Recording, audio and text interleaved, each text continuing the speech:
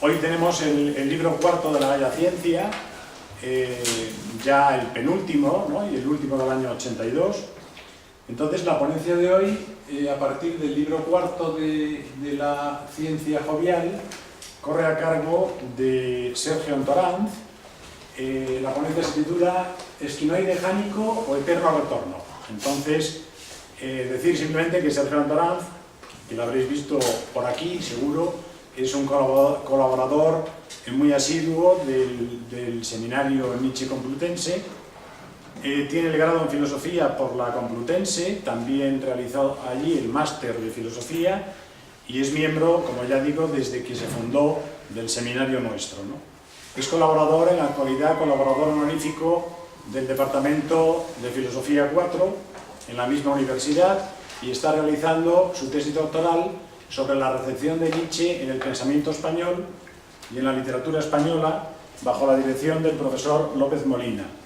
Ha publicado artículos relacionados con el estudio de los fragmentos póstumos de Nietzsche y con la recepción de Nietzsche en la literatura y en la sociología. Bueno, ya la ponencia de hoy tenéis ahí el título y ya lo he dicho.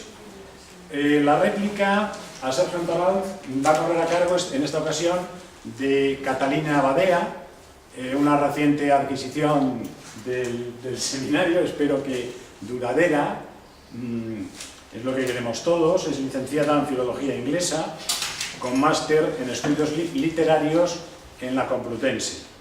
Su trabajo de fin de máster se centró en la manifestación de la crueldad nietzscheana en la obra de Oscar Wilde y ha sido publicado en The Journal of Artistic Creation and Literary Research, que es una revista UCM. Actualmente está cursando los estudios de doctorado en estudios literarios y realiza una tesis doctoral sobre el mismo tema de la crueldad, dirigida por el profesor Eduardo Valls. Tiene diversas publicaciones en revistas especializadas y fue una de las organizadoras de unas jornadas recientemente desarrolladas en la Complutense, que fueron realmente magníficas, unas jornadas sobre literatura de la crueldad que tuvieron lugar pues hace unas pocas semanas. Entonces, sin más, pues os dejo con Sergio Antoranz y Catalina Badea. Buenas tardes a todos, muchísimas gracias por su asistencia.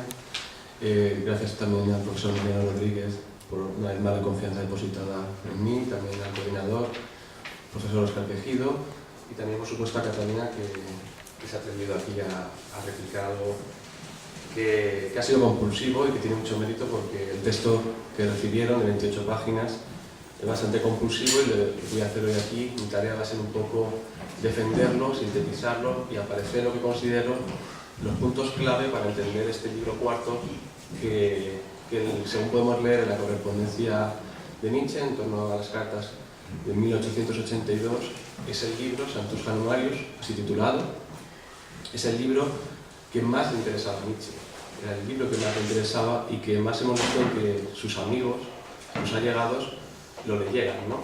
Entonces, partiendo de este libro, libro cuarto, Sanctus Januarius, me gustaría, en primer lugar, abordar algo que a Nietzsche molestó mucho, y es que en realidad, bueno, la ciencia jovial se enmarca dentro de este periodo intermedio, un periodo de transición, considerado por muchos comentaristas de Nietzsche, y que es difícil de encuadrarlo con su etapa anterior y con la que venga después. Sin embargo, lo que mi defensa va a ser que precisamente este periodo intermedio es el nexo necesario para poder entenderlo. Pero ¿por qué no se ha comentado en exceso estos libros intermedios de Humano demasiado humano, Aurora y la ciencia jovial, que han sido prácticamente olvidados? ¿Por qué no hay referencias a estos libros? Pues bueno, concretamente la ciencia jovial es un libro que en cierto modo molesta. Es un libro molesta porque aparece un Nietzsche que no es el Nietzsche comercializado. Es un Nietzsche, algunos lo han llamado el Nietzsche ilustrado. No considero que sea el Nietzsche ilustrado, pero sí es un Nietzsche que pone en juego, que en cierto modo contradice lo que va a venir después y lo anterior, ¿no? Entonces mi tarea aquí va a ser un poco intentar encuadrar este libro cuarto considerado dentro de este periodo intermedio, enmarcarlo para poder explicar lo que va a venir después y lo que vino antes, ¿no? Como decía Nietzsche, el título ha sido ya causa de mucha polémica. Es decir, la primera traducción al castellano fue El Gay Saber. La traducción que yo voy a manejar, la traducción de Biblioteca Nueva de Germán Cano, que está traducido como La ciencia jovial. Ya solamente el título del libro ya genera cierta inquietud. ¿Por qué ciencia jovial? Bueno, pues Nietzsche se molestó mucho, y tal como aparece la correspondencia, diciendo que ni siquiera se había entendido el título. ¿Por qué no se había entendido el título? Pues bien, porque justamente vamos a ver en las dos portadas, en las dos ediciones, otra de las curiosidades de esta obra es que tiene dos ediciones. Entonces, mi tesis se va a mover en torno a este cambio. ¿Por qué Nietzsche? La primera publicación, la primera edición es de 1882. ¿Por qué en la primera edición aparece un título que es La ciencia jovial o el de Gay Saber, y en el siguiente, en el 87, 5 años después, Nietzsche va a incorporar el libro quinto? Es decir, en esta etapa, en la primera edición, el cuarto, que voy a comentar ahora, Santuza Anuario, sería el último. 5 años después aparece el libro quinto, el prólogo y el prefacio. Y esos 5 años, del 82 al 87, o del 82 al 86, me parece determinante porque es cuando Nietzsche empieza a escribir los prólogos de toda su obra. Es cuando de alguna forma intenta reapropiarse de todo lo escrito. Pablo Diorio considera que efectivamente en esta obra es cuando realmente aparece el pensamiento de Nietzsche entendido desde cierta autonomía. Tenemos las dos portadas, la de 82 como decía, en que podéis ver que aparece Die Frohe Wissenschaft, y en el segundo aparece con el subtítulo La Gaia Ciencia. La Gaia Ciencia. El primero del 82, el segundo del 87, y en el segundo se incluye el libro quinto, bueno, y las canciones del príncipe Wolfenfrag. ¿Por qué incluye estas canciones? ¿Qué incluye en el libro quinto? Que el libro quinto, cuando en la próxima sesión lo comente el profesor Mariano Rodríguez, el libro quinto es una completa antítesis al libro cuarto. ¿Por qué hay lo que yo considero esta variación radical? ¿En qué va a consistir esta variación? Yo voy a apuntar al tema de la ciencia. El tema de la ciencia se va a apreciar especialmente en el apartado de la ciencia de Asiago Zaratustra. Ahí tendremos la primera clave para entender esa modulación que habrá en medio de estos años. El siguiente punto para entender el giro total de Nietzsche respecto a la ciencia lo vamos a encontrar en el tercer tratado de la genealogía de la moral, entre los parágrafos 21 y 28. Pero vamos a este libro. Cambia, pero es que también, si habéis manejado la edición de Germán Cano, que me parece fabulosa, por todo el aparato crítico, por todo lo que, toda la luz que vierte sobre el propio libro con sus comentarios, si os dais cuenta, lo que cambia también, y esto va a ser una de las tesis, lo que cambia es la cita que abre el libro. La primera cita, voy a leerlo un momento, me parece que es muy importante para entender este libro cuarto. La primera cita es de Emerson. Emerson se había traducido justamente en el año 80 y 79 en Alemania. Le había traducido una amiga suya y le envía los ejemplares. La cita de Emerson dice así: al poeta y al sabio todas las cosas se le acercan amistosamente y quedan consagradas. Todas las vivencias son útiles, todos los días sagrados, todos los hombres divinos. Esta va a ser una idea para mí principal de esta ciencia jovial o sabiduría alegre, que voy a intentar explicar en qué consiste ese proyecto de ciencia jovial o sabiduría alegre que entiende Nietzsche por ciencia. En la segunda edición quita en la del 87, quita esta cita, incluye otra, la reemplaza, y es anónimo, y es un escrito que es sobre la puerta de mi casa. Yo vivo en mi propia casa, nunca he imitado a nadie y me reí de todo maestro que no se haya reído de sí mismo. Este cambio, y al incluir el subtítulo La Gaia Ciencia, para mí es determinante a la hora de comprender el salto del libro cuarto al libro quinto, el cambio de la filosofía de Nietzsche, el proyecto cuando empieza a consolidarse. La ciencia jovial o sabiduría alegre, para poder entender a Nietzsche, creo que es principal, es importantísimo remitirse a qué está leyendo Nietzsche. Porque en las anotaciones, en su biblioteca, que es las anotaciones de los fragmentos póstumos, vamos a entender a qué está haciendo frente. Nietzsche en toda ocasión menciona al filósofo al que está haciendo frente. Entonces, mediante ese ejercicio de diálogo, que yo creo que a Nietzsche nunca se le ha tomado en serio en este sentido, porque claro, Nietzsche siempre ha tenido muchísimos calificativos que ya conocen de sobra, pero el último calificativo que se puede asociar es el de ilustrado. Entonces, Nietzsche aquí está leyendo a Spinoza, y para demostrar esta lectura quiero leer lo siguiente.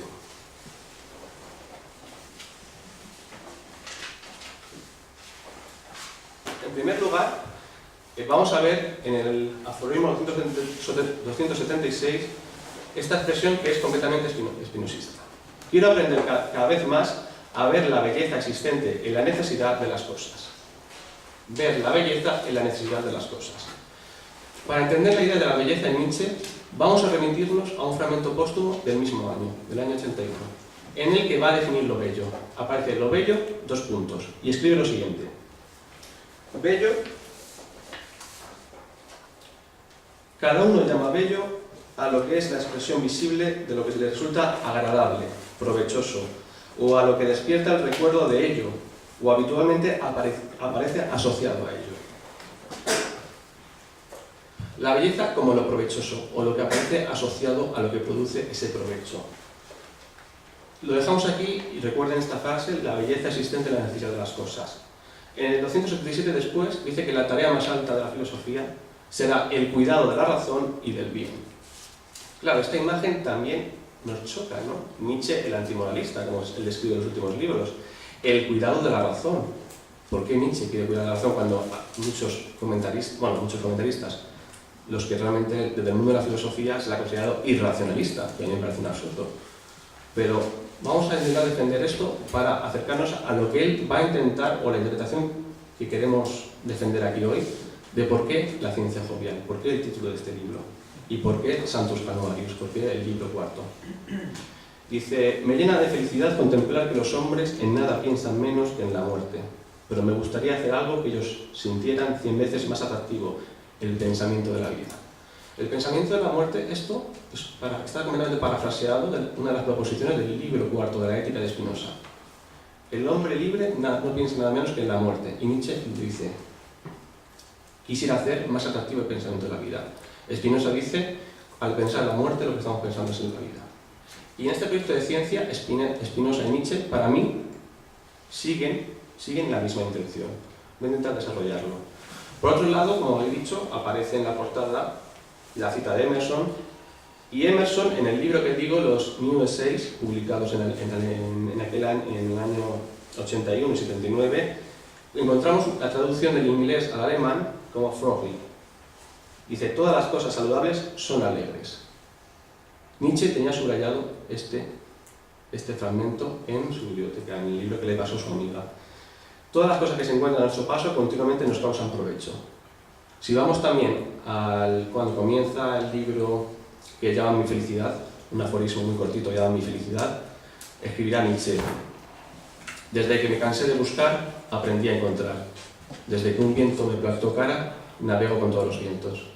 Esta va a ser una de las ideas, la misión de este libro, que va a ser un libro que la ciencia jovial va a ser un momento en el cual restaurar una nueva moral.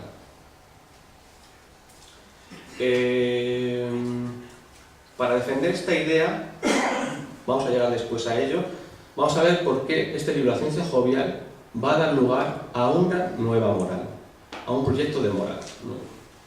Por otro lado, en estas citas que he cogido, es para defender la diferencia entre el título La ciencia jovial respecto al de Gaia Ciencia. ¿Vale? Mi tesis se va a apoyar en La ciencia jovial, que es la tesis de Germán Cano, y que es la que dio el título al libro. ¿Y por qué no Gaia Ciencia?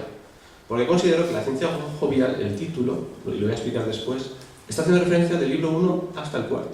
La Gaia Ciencia sería un intento de ajustar el significado a partir de la incorporación del libro 5, Gaia Ciencia. Gaia Ciencia, la expresión está más que estudiada, viene del antiguo arte de los trovadores de la zona de Provenza, alrededor del siglo XI y siglo XII. Y esto Nietzsche lo extrae del libro del amor de Stendhal. Nietzsche lee este libro en este año, Stendhal aparecerá referido en varias ocasiones, sobre todo en su relación con el arte, y considero que Nietzsche extrae esta idea de la Gaia Ciencia a través de este libro. Dice, el libro así, estas citas que vienen a continuación, están extraídas del apartado del amor en la Provenza, del libro del amor de Stendhal. Dice, hemos ganado, con nuestra hipocresía y con nuestro ascetismo, no un homenaje rendido a la virtud, nunca se contradice impunemente a la naturaleza, sino que haya en la tierra menos felicidad e infinitamente menos inspiraciones generosas. Me interesa la palabra ascetismo, virtud, felicidad e inspiraciones. Siguiente, otro de los fragmentos del mismo libro, todo el matiz de la costumbre se encuentra en el estilo. Va a haber un aforismo en el libro cuarto referido a la importancia de imprimirse un carácter y no derramarse más en un dios. Vamos a ver qué es esto del estilo. Lo siguiente también, en una de las cartas, Nietzsche, en el año también 82, escribe lo siguiente. Ya no soporto en absoluto la actitud moralista. En cuanto al título Gaia Ciencia, solo he tenido presente la Gaia Ciencia de los trovadores, de los trovatos. Y en el libro quinto, aparece una referencia a el sur, el Mediterráneo. Y esta tesis aparece defendida por el libro Nietzsche y el espíritu latino de Giuliano Campioni. Y el último de los versos de uno de los poemas que componen las canciones del príncipe Bogenfrei dice: tómame, inocencia del sur. Esto parece: tómame, inocencia del sur. Uno tiene la tentación de traer aquí el vídeo de Rafaela Carrà de hacer el amor en el sur, ¿no? Estaría bien para entender esto, que estaría en relación con esta inocencia del sur. Y por último, en este libro aparece la antítesis. Dice, la ciencia continúa descansando en una fe metafísica. En una fe metafísica. Y este va a ser el giro de Nietzsche con la ciencia. Es decir, las dos últimas son del libro quinto. Vamos a ver por qué da ese giro. Como decía, en las cartas titula el libro cuarto Sanctus Januarius, y en una carta escrita a Peter Gass le dice: lea Sanctus Januarius entero. Ahí está recogida mi moral más privada, como suma de condiciones existenciales que prescriben un deber solo en el caso de que me quiera a mí mismo. Yo no he puesto aquí la mayúscula, lo escribió Nietzsche. Esta va a ser la tesis fundamental que voy a manejar a partir de esta carta. Una moral privada como suma de condiciones existenciales solamente demarcaría un deber en el caso de que me quiera a mí mismo. Este fragmento para mí va a ser muy interesante para entender de la virtud que hace regalos de Zaratustra. Tenemos lo que considero dos tesis principales para interpretar este libro cuarto. Por un lado, el editor inglés, Walter Kaufmann, especialista en Nietzsche, en la edición inglesa escribe una nota a pie de página hablando sobre el posible título de Sanctus Januario. Tiene dos tesis. Una es el milagro de la liquefacción de la sangre de San Genaro, de San Javier, en Nápoles, una iglesia de Nápoles. Dice Kaufmann que este milagro de la liquefacción, Nietzsche lo asocia con su estado de que de repente su doctrina empieza a tomar cuerpo, empieza a coagularse.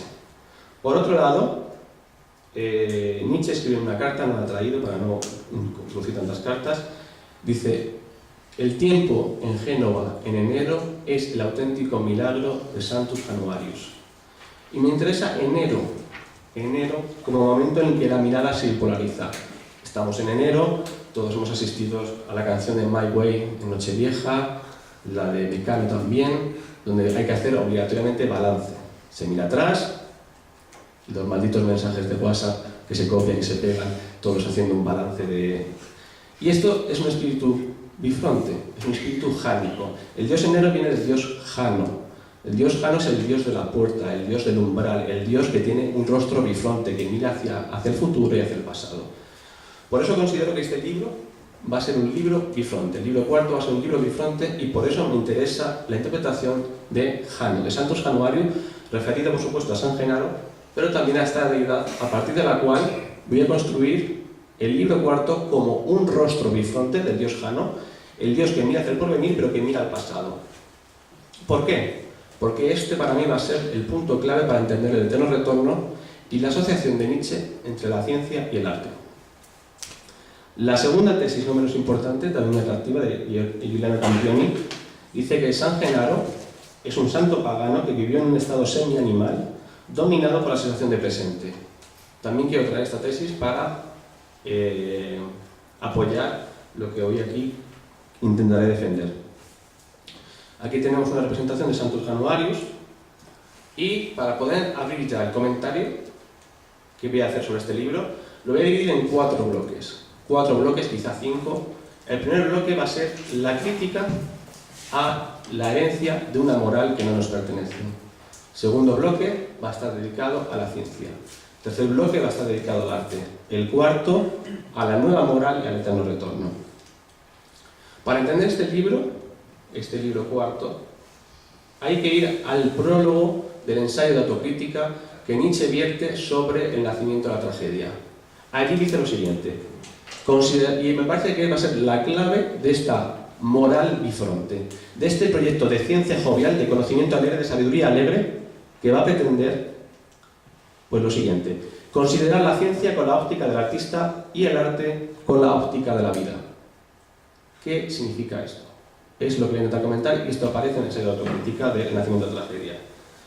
Por otro lado, en el aforismo 273 de este libro, dice: vosotros los que buscáis el conocimiento, sed ladrones y conquistadores.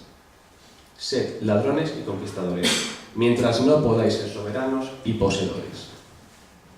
Recordad esto porque va a ser clave para entender el papel de la ciencia y el arte. También, en el 283, también dice lo siguiente: la felicidad y la desdicha son dos hermanas. Son dos hermanas. Y además gemelas. Esto nos recuerda ya el gusto del dios Jano o Llano, como prefieren llamarle.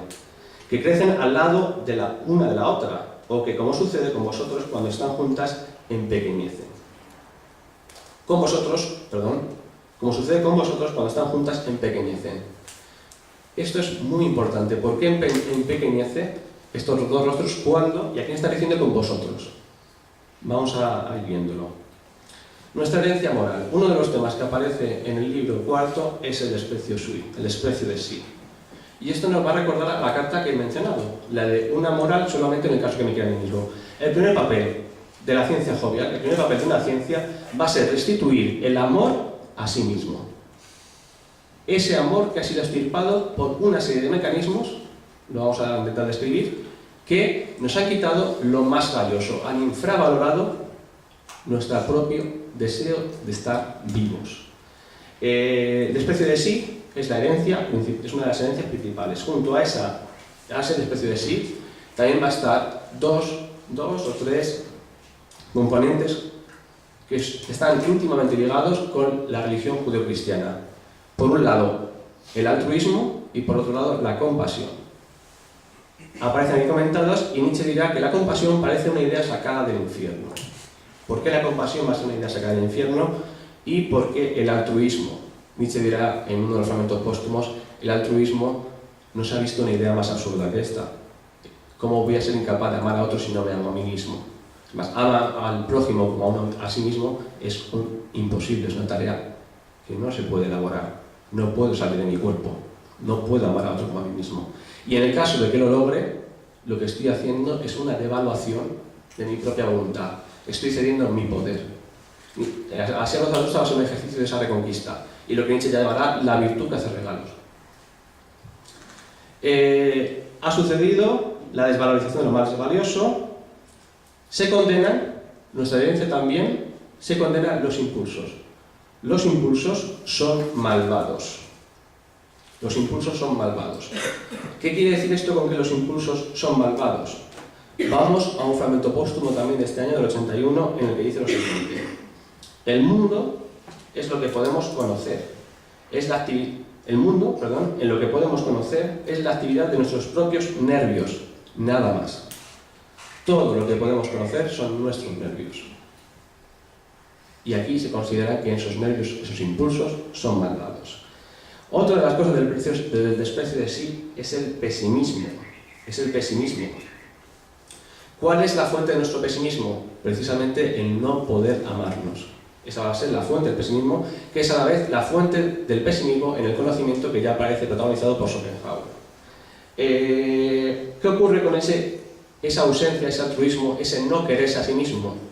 En primer lugar, es que se bloquea el elemento generador de la fuerza. Si no me quiero, no puedo conocer aquello que deseo. Eso aparece bloqueado por nuestra moral. Y al no reconocer el amor a sí mismo, no se reconoce el origen del que provienen todas las fuerzas. ¿Y qué ocurre? Que toda esa carga pulsional, todos esos impulsos, al no satisfacerse, se proyectan hacia otro lado. ¿Hacia qué lugar se proyectan? Hacia el reino de los fines, hacia la teología, hacia la salvación, hacia un más allá, hacia la eternidad. Por eso la táctica de Nietzsche con el eterno retorno va a ser hacer de la eternidad un momento específico. Por otro lado, el problema de la moral es que no ha entendido las almas estas, las dos caras gemelas que van unidas. No ha entendido esto. ¿Qué ha ocurrido? Que la moral nace de una escisión radical entre lo bueno y lo malo.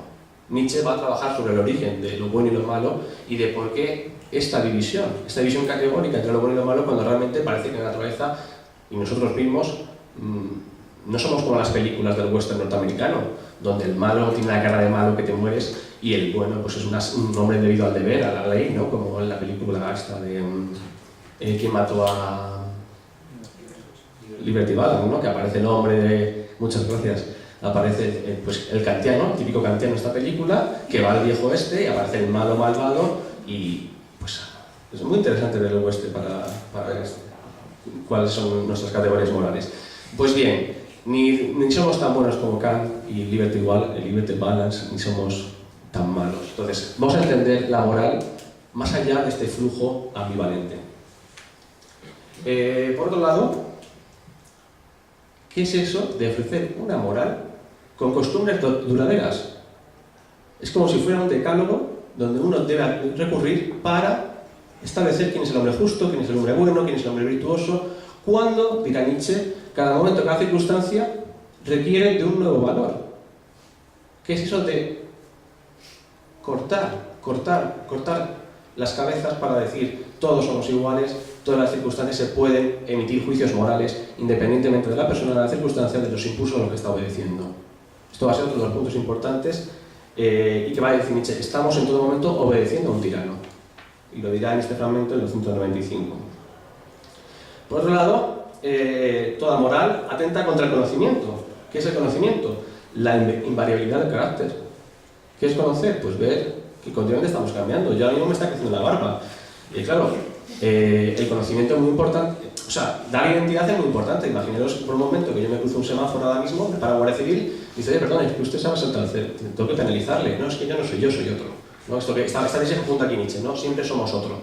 Evidentemente, o por ejemplo, yo saco la foto de mi DNI ahora mismo, me decir en qué se parece esta persona, aparte físicamente en nada. Pero la evolución que ha habido, o evolución, o involución, me da igual cómo lo quieran llamar. El problema es que ha habido un cambio. Sin embargo, usamos identidades que constatan en la invariabilidad. Y esta invariabilidad es nuestra miseria personal, es lo que Nietzsche llamará instinto de rebaño.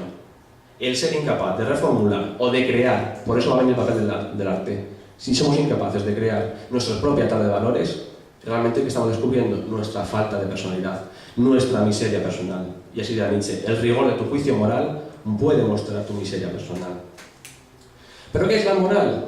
¿Qué es la moral? Nietzsche dirá: si ustedes os den cuenta de cómo llegó el hombre bueno a ser bueno, a través de toda la Inquisición, de todos los castigos, de toda la tortura ejemplar que ha padecido mediante esta institución, la Santa Inquisición, dice: os daría miedo saber cómo se constituye lo bueno. Por eso Nietzsche luego posteriormente va a instalar una genealogía para desvelar la trama del poder. Porque no olvidemos, va a decir Nietzsche, va a comentar: la idea que vamos a defender es que toda moral va a ser una forma de poder sobre el cuerpo. Va a ser una forma de control donde mediante un mecanismo represivo se va a intentar que una especie determinada sobreviva.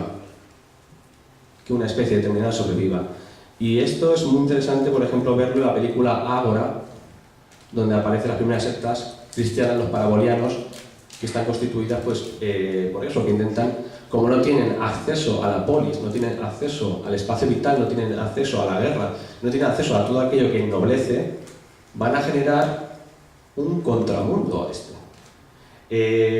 Por eso Nietzsche va a ver, y ahora ya nos metemos en la tesis principal, va a ver en la ciencia la posibilidad de desbancar esta herencia, demostrar que nuestras categorías morales, que nuestros valores morales, que nuestra idea de virtud se constituye bajo un origen malo. Entonces va a intentar llevar hasta el límite de la contradicción. Hasta el límite de la contradicción de nuestra moral, concebida de forma completamente bifurcada. Antes decía, dice Nietzsche, si no ser ladrones y conquistadores, si no podéis ser soberanos y poseedores. ¿Qué quiere decir Nietzsche con ladrones y conquistadores? Pues la primera tarea que para Nietzsche va a ser la de la ciencia, en el sentido de ser un ladrón y ser un conquistador. ¿Por qué? ¿Qué va a ver Nietzsche en la ciencia? En primer lugar, va a encontrar el rigor de su servicio como un carácter inexorable, como un carácter militar. En el aforismo 292 vamos a ver esto. ¿Qué es esto de carácter militar? Vamos a explicarlo. Cuando uno está en la guerra, no puede permitirse errores. No puede, porque de eso depende tu propia vida. Entonces, el ejemplo de Nietzsche de la amonestación entre los militares es el ejemplo que hace la ciencia. La ciencia no atiende o en esta primera etapa, señalo de esta primera etapa, o esta etapa donde Nietzsche empieza a coquetear con la ciencia no se permite amonesta, igual que los militares. Es decir, ¿qué ocurre en la ciencia? En primer lugar, la ciencia ha traído al espacio de la crítica todo lo sensible. Todos los objetos, toda la técnica va a ser sí y solo para analizar los fenómenos sensibles. Es decir, lo despreciado por la religión judeocristiana, que va a ser el animal que habita en el hombre, lo sensible, los órganos, van a ser recuperados. Y son recuperados de una forma muy concisa. Es decir, que Charles Darwin dijera que nuestro origen viene de los primeros homínidos antropomorfos, es un golpe muy duro para la religión judeocristiana. Es un golpe muy duro. Ver en todo el proceso de evolución, el proceso de adaptación de especies, también es un golpe muy duro. Entonces la ciencia va a tener ese carácter de ser capaz de suministrar un aparato crítico que haga frente a la religión. Además, todas las teorías que están apareciendo a lo largo del siglo XIX relacionadas con la revolución industrial, va a haber cambios de paradigma continuos. Eso que demuestra que la verdad de hoy es la mentira de mañana.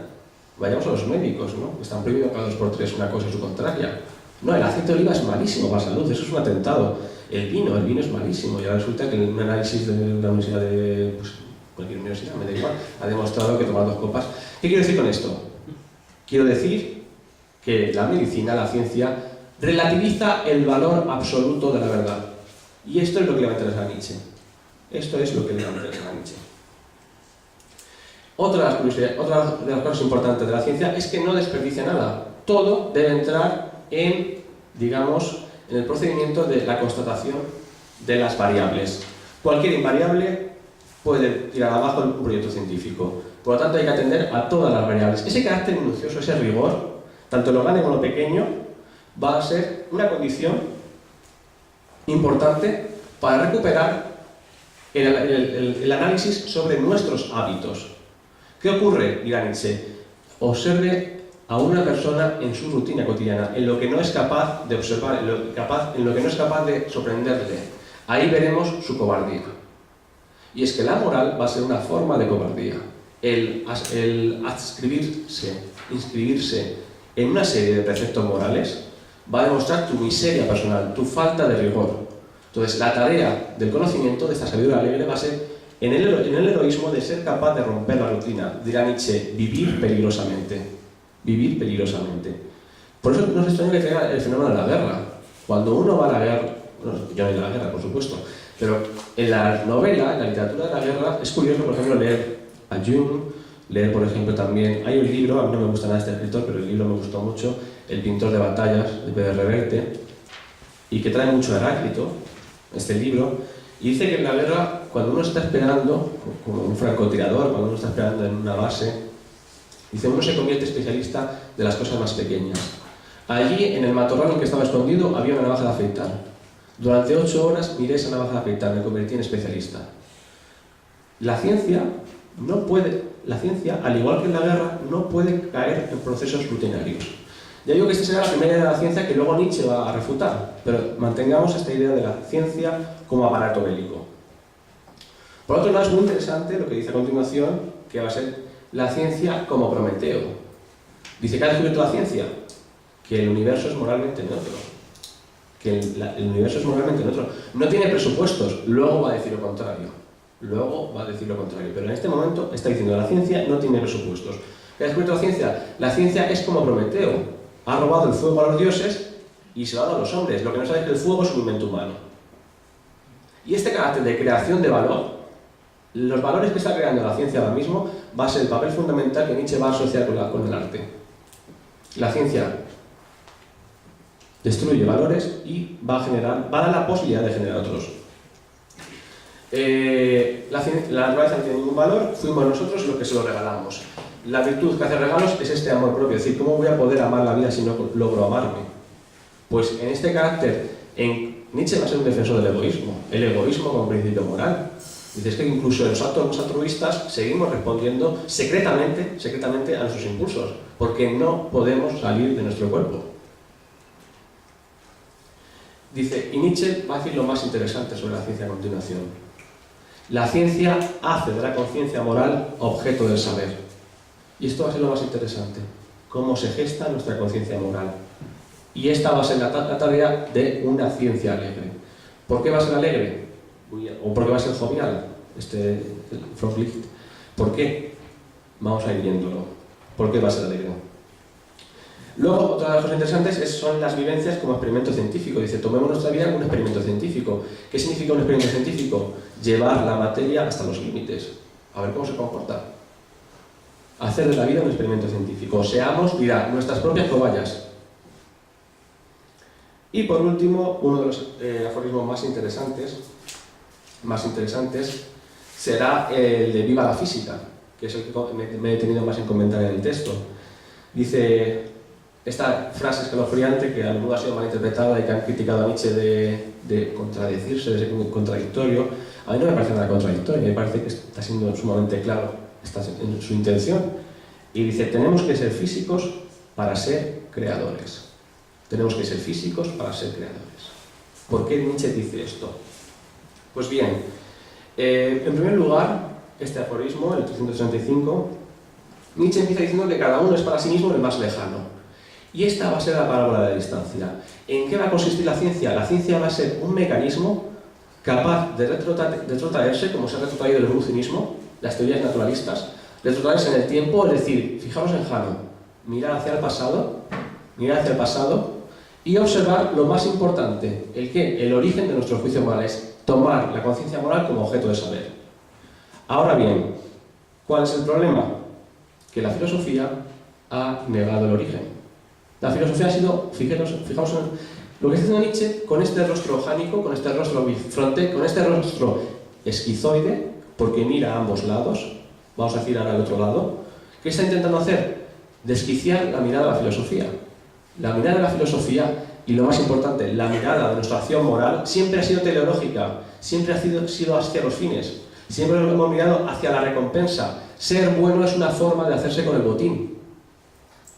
¿Por qué la filosofía tiene esa tendencia? Porque la filosofía ha sido incapaz de tomar en serio el punto más importante para Nietzsche, que es la vida, que es la vida entendida como alegría, salvarnos de ese pesimismo, de la separación que hay entre los impulsos y la ejecución de ellos mismos. Por eso, en lugar de desplegar en un movimiento teleológico la necesidad hacia el futuro, Nietzsche va a ver la necesidad en el pasado y va a verlo como algo donde va a haber que recuperar la belleza, como hemos dicho anteriormente. Cada uno es para sí mismo el más lejano. En estos años Nietzsche repetirá una vez, 1.000.000 de veces, lleguemos a ser los que somos, sabios alegres. Llegar a ser lo que somos, esta frase de Píndaro, es precisamente la tarea más importante que debe asumir todo ser humano, y es reapropiarse, incorporar toda la herencia moral que le ha sido legada, pero que nunca ha sido cuestionada. ¿Por qué? Porque siempre, en ese rostro esquizoide, siempre se ha mirado hacia el futuro. Nietzsche va a invertir la estructura de una necesidad hacia el futuro hacia una necesidad del pasado. Decía, ¿cómo he llegado a ser el que soy? Y respecto a la mirada del futuro, solamente va a introducir el azar. De ahí la expresión amor fati, extraída del estoicismo y de Emerson. ¿Y cuál va a ser el papel principal de ese amor fati, de esa mirada que ya no va a mirar con la necesidad, sino que va a mirar como azar? El arte. ¿Por qué?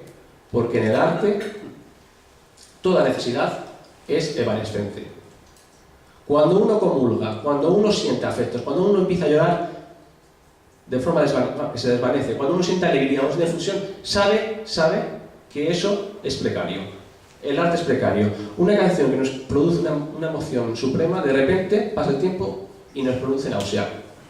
¿Por qué? Porque el arte no puede estar sujeto a verdad.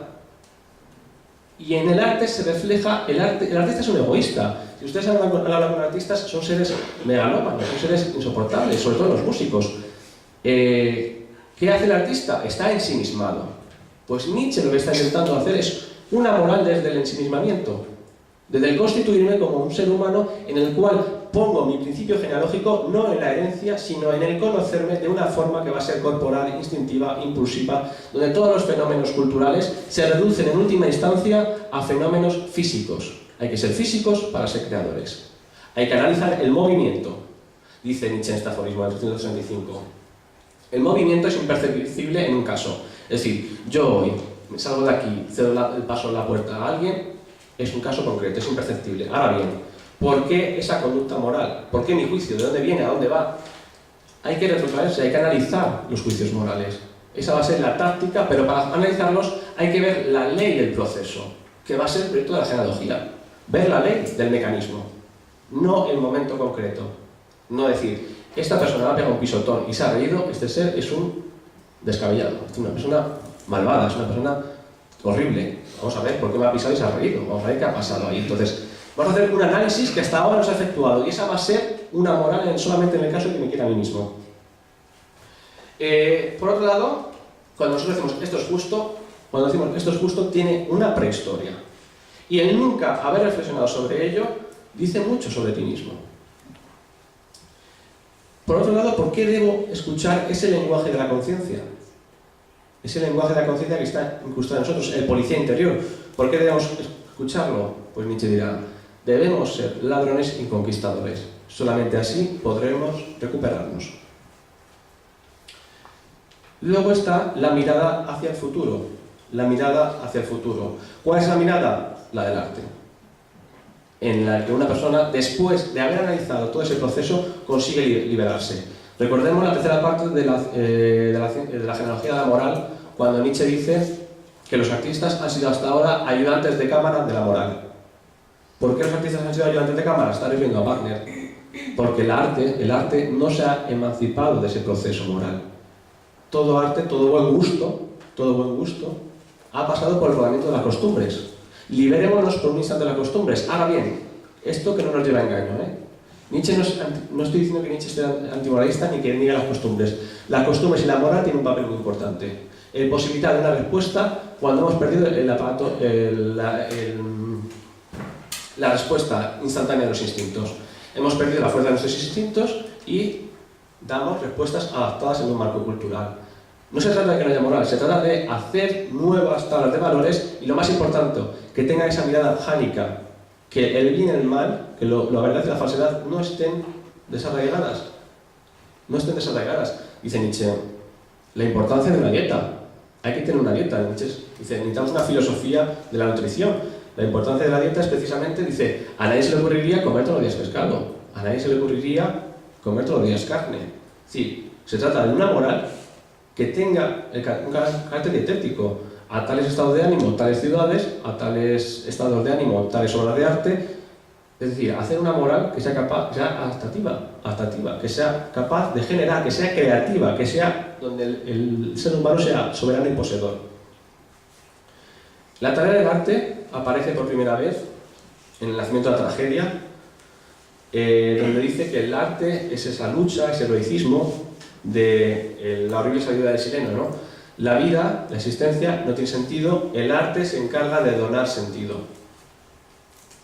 Hacer bello todo lo horrible. ¿Qué es hacer bello lo horrible? No hay ningún sentido, no hay ningún deseo, no hay ningún amor.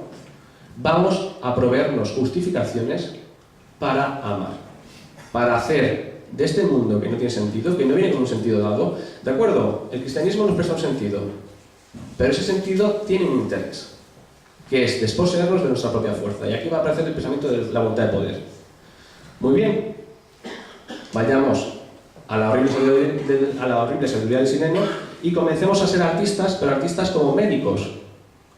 Y Nietzsche es muy curioso, porque aquí en el 299 dice que hacen los médicos, juegan con las medidas, juegan con los elementos, están jugando con el veneno, están jugando con el fármaco. ¿Qué están diciendo? Artistas como jugar con las medidas, capaz de darse su propia medida. Y lo más importante es que cuando una razón se extingue, cuando un sistema, cuando una moral ya no tiene cabida, no es que tu razón la haya matado, sino que es tu vida la que se ha puesto a ella, es decir, ya no te vale. Entonces todo el ejercicio de la razón es un ejercicio de sabotear o de poner en tensión o de dar pie a una serie de instintos que responden a una intención. Ahora bien, en esa intención, dice Nietzsche, no habrá nada malo ni bueno, es decir, se está dando conjuntamente, lo que hay es una lucha por la supervivencia. Y esa lucha, Nietzsche lo que distinguirá después será entre lo reactivo y lo activo. Y Nietzsche introducirá la categoría del resentimiento, como decir, toda moral hasta ahora ha sido de resentimiento. ¿Por qué? Porque ha sido contra algo, no ha sido a favor de algo, ha sido un pesimismo de separar aquello que puedo con la vida. Por otro lado dice, cuando practicamos la crítica no lo hacemos de manera arbitraria e impersonal. Claro, ¿cuál es el problema de la crítica? Que la crítica hasta ahora, el filósofo, para ser filósofo, ha tenido que ser un ser inanimado. No ha tenido alma. Es decir, ¿en qué sentido no ha tenido alma? No ha tenido fuerza, no ha tenido instinto. ¿Por qué? Porque para hacer filosofía el animal deseante tiene que desaparecer. Tenemos que lograr el espacio universal. El espacio aquel que todo hombre deja de ser hombre y se convierte en idea.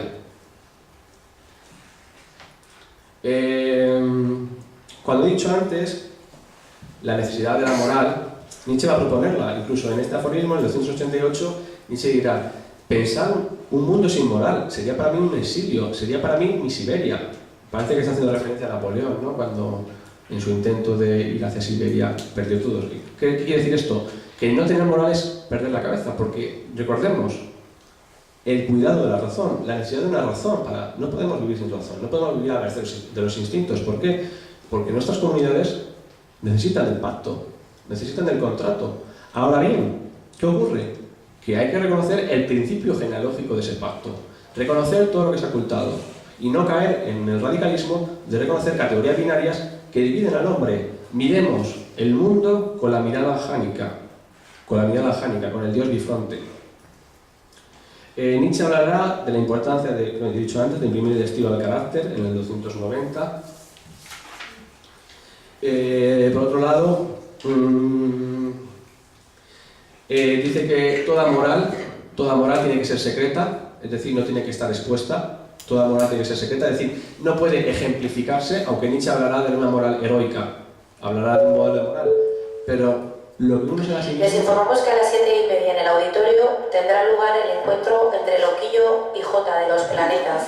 Muchas gracias. Ahora esto se vacila. Bueno, recuerden, Loquillo los planetas.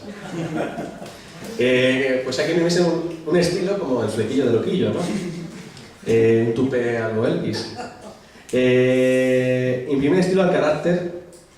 ¿Por qué imprimir estilo? Dice, porque lo que estamos viendo son seres que son calcamonías unos de otros. Estamos viendo que no hay estilo, que no hay una vida que se enseñoree de sí misma, sino que estamos viendo sociedades cada vez más impersonales. Nietzsche dirá que eso hay que darle la vuelta, modificarlo, ser creador de su propia vida. Entonces, una moral desde el espacio de la creación. Una moral secreta que esté libre del espectáculo, que esté libre de la evangelización, libre de la circulación. Una moral que se establezca del ámbito de la soledad y el heroicismo. Y esto requiere nobleza, pero nobleza entendido como falta de temor y de vergüenza ante uno mismo. Quitarse el pudor, quitarse la hoja del paraíso, ¿no? Que todos tenemos de algún modo. Quitarse ese pudor va a ser una de las tareas heroicas. Y Nietzsche habla de algo que es muy interesante, dice, se necesitan hombres preliminares. En esos hombres preliminares vemos el superhombre, que también llamará en esta época hombre superior. ¿Qué es el hombre superior, el hombre preliminar? Aquel que es capaz de darse costumbres breves. ¿Qué son costumbres breves? Un sistema moral que sea capaz de caducar acorde con lo que el ser humano está viviendo en ese momento. Dice, esto producirá la mayor salud corporal. Y el hombre superior tendrá que amar las contradicciones. Y pone el ejemplo de amar el amor fati. Amor fati, el amor al destino. ¿Qué es el amor al destino? El amor a la tirada de dados, el amor al azar. En el arte, si miramos el arte como proyecto de una moral, un proyecto moral y un proyecto de conocimiento, porque recordemos que moral y conocimiento tejen secretamente las mismas intenciones. La verdad solamente puede interesar a una serie determinada de hombres. ¿A qué hombres les interesa la verdad? A aquellos que quieren mantener su aparato instintivo a un bajo coste, que quieren mantener una economía instintiva, pues eso, a medio gas. Es decir, no quieren hacer un derroche energético en el sentido de darse continuamente un nuevo valor. Es que eso cuesta mucho trabajo. Entonces, amar las contradicciones, el amor fati, el amor al destino, es amar algo que no soy capaz de prever. Y en esto Nietzsche pone el ejemplo del estoicismo frente al epicureísmo. En este aforismo 197. El epicureísmo, dice Nietzsche, será el típico hombre que se complace en el paseo interior por el jardín, como el Rousseau, todos los ilustrados que intentan, o Descartes, ¿no? Escribir el jardín del paisaje como un mecanismo donde el hombre se refleja a sí mismo. Dice, esto realmente sería más bien un bosque, ¿no? Es el estoicismo. El estoico es capaz de tragar guijarros, comer gusanos. Pone ejemplo el estoicismo en este aforismo con el sentido de dietética. El estoicismo es capaz de engullir todo. Por eso el amor fati. Es decir, ¿qué es el destino? Es la posibilidad. Por eso la necesidad siempre tiene que ser para un pasado. No podemos establecer una necesidad. Y ese es el problema que hará Nietzsche en la crítica a Spinoza. Spinoza, la maquinaria espinosista está suministrando necesidad tanto en el pasado como en el futuro. Dice Nietzsche, lo que hay que hacer es liberar el futuro, liberar la teleología. Y vamos a ver cómo lo va a liberar. ¿Cómo lo va a lograr? Pues bien, y con esto ya voy terminando. El famoso, uno de los más comentados y más famosos aforismos, el eterno retorno, que muchos autores, no sé, cuando se estudia en bachillerato, cuando se estudia, aparecen en manuales de texto, pues bien, el eterno retorno es un pensamiento póstumo, es un pensamiento que no está desarrollado, es un pensamiento, ¿por qué no dar más importancia a otras nociones nietzscheanas? Y el eterno retorno aparece como una de las cosas más importantes dentro del aparato nietzscheano. Vamos a comentarlo solamente en base a los fragmentos póstumos y a este texto que aparece al final del libro cuarto de la ciencia jovial. ¿Qué es el eterno retorno?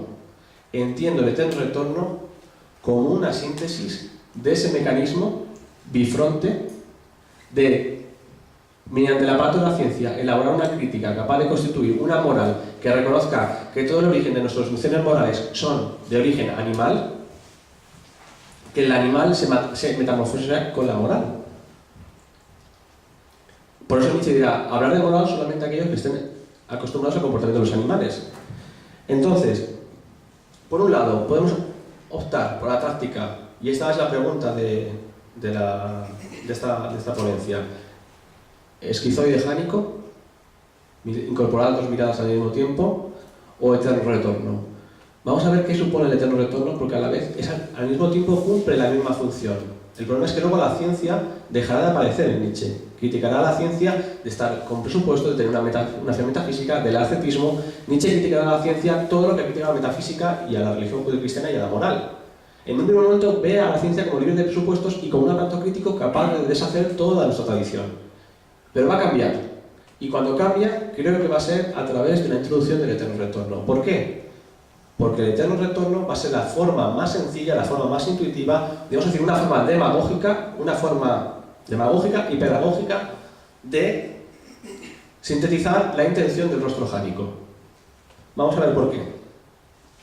En primer lugar, hemos dicho que la tarea de una moral, en el caso de que me quiera a mí mismo, de como suma de condiciones existenciales, se tiene que basar, como hemos dicho, en el amor a sí mismo, en el quererse.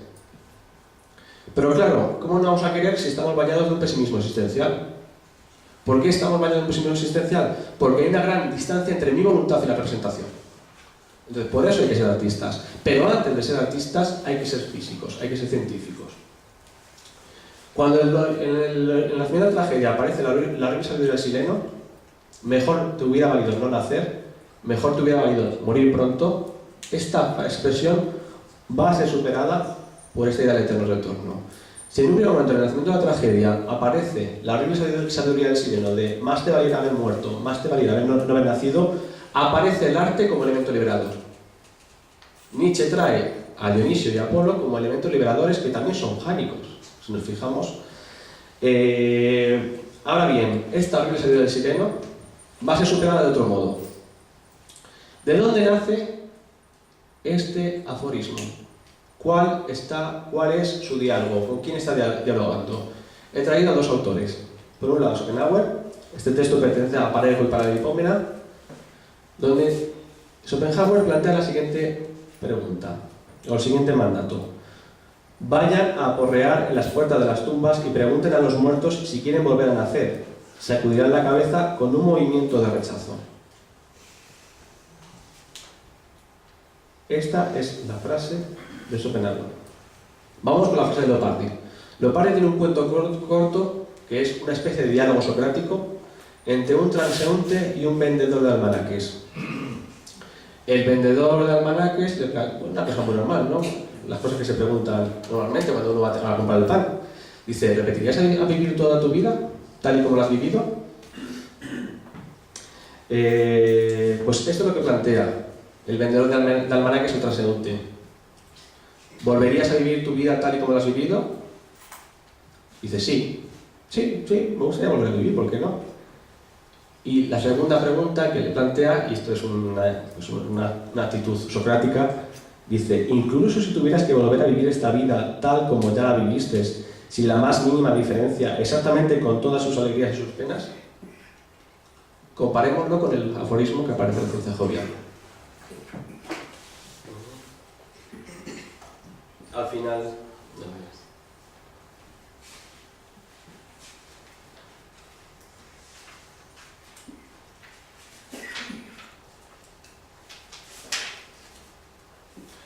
Comparemos un momento.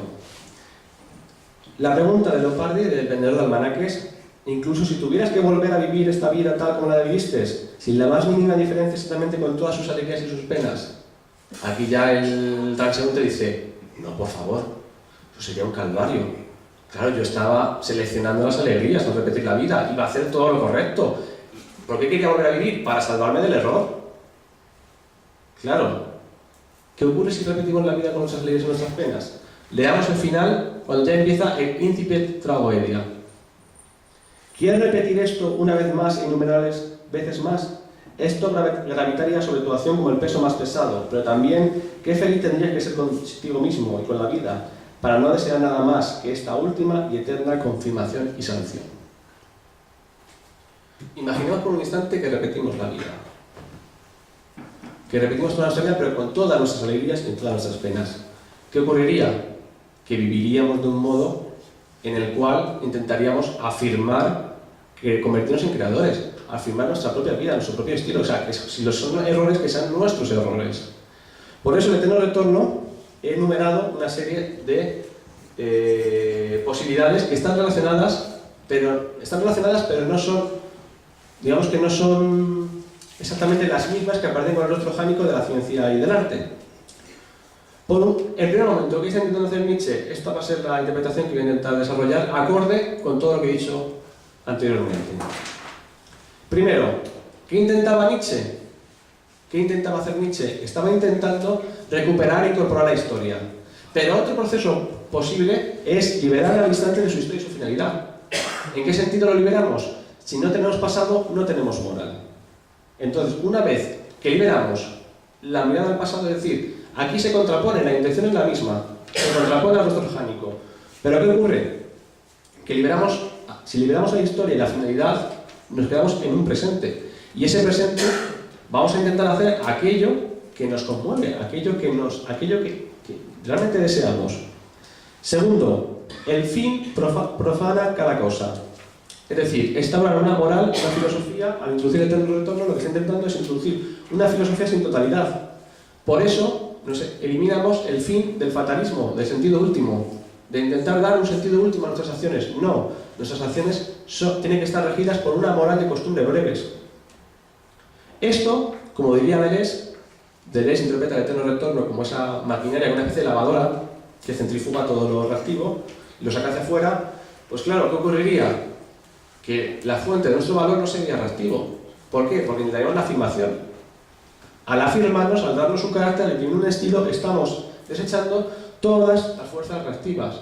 Es decir, haríamos estrictamente aquello que nos complace. No necesitamos retrotraernos mediante la ciencia para descubrir al animal que habita en el hombre. Es que el animal en el eterno retorno se da de forma implícita. Por otro lado, muy importante, nos quitamos las grandes categorías de la religión judio-cristiana, los grandes imperativos. Hemos dicho la compasión y el altruismo. Pero lo más importante, ¿cómo se genera el altruismo y cómo se genera la compasión? Mediante la culpa, el castigo y la salvación. Si no hay pasado, no hay culpa. Si no hay futuro, no hay salvación. Se libera una vez más al hombre y se puede dar una nueva moral. Es decir, despoja cada acto de su propio valor. 5. El peso de la repetición es también el peso de reconocer lo malvado de nuestro deseo. Es que deseamos cosas malvadas.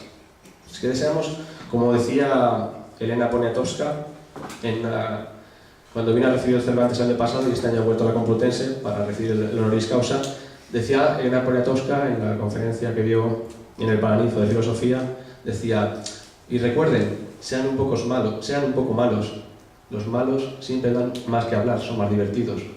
Pues eso, ¿no? Es decir, dejémonos liberar por eso que hemos considerado como malvado. Claro, si reconocemos el amor, lo malvado como un amor hacia sí mismo, no se representará esta imagen de Nietzsche como violento, como agresivo. Dicen, no, es que la auténtica violencia está en la moral. Es que si tú te amas a ti mismo, no necesitas imprimir tu fuerza de forma gratuita. Dicen más, el amor a sí mismo lo que quiere son resistencias, lo que quiere es medirse frente a alguien al que pueda superar. De lo contrario, lo que estás haciendo es ser resentido. Intentas cargarte al fuerte. Dicen, no se trata de eso, se trata de medirse.